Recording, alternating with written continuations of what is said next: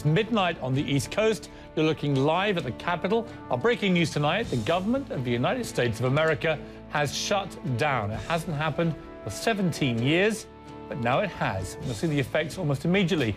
Some of the most iconic places in America locked up. The Washington Monument, the heart of the Capitol, closed. The Statue of Liberty, to billions around the world, the very epitome of freedom and democracy, shut down. Across the country, monuments like the St. Louis Gateway Arch closed. But what matters more, some 800,000 people who work for the government will be furloughed in the next few hours. Listen to a clearly exasperated President Obama a little earlier this evening.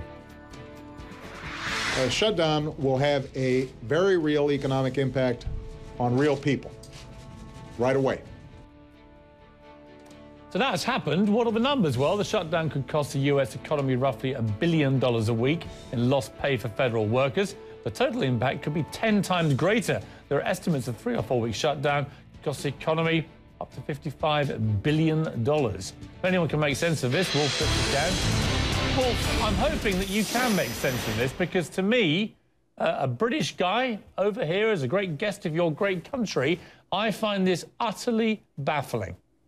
I can't imagine it'll last very long. I think it could last a few hours, could last a few days. The last time it happened, back in early 1996, December 95, January 96, it lasted for about 20 days. In the previous November, it lasted for 5 days. So it could last a few days, but eventually cooler heads will prevail. They'll come up with some sort of way to get the government funded, because the consequences are enormous. And as bad as the consequences appears are right now, and they're going to be pretty bad, especially if this stays shut for the next several days or even weeks. October 17th, the U.S. government has to raise the debt ceiling, otherwise it can't pay its bills. And the ramifications, the economic ramifications for millions of Americans and people all over the world, because the dollar is so important, would even be more serious. So there's an enormous amount at stake right now, and cooler heads are going to have to prevail. They're going to have to get their act together. Wolf, I mean, does Congress realize just how ridiculous it appears to the rest of the world?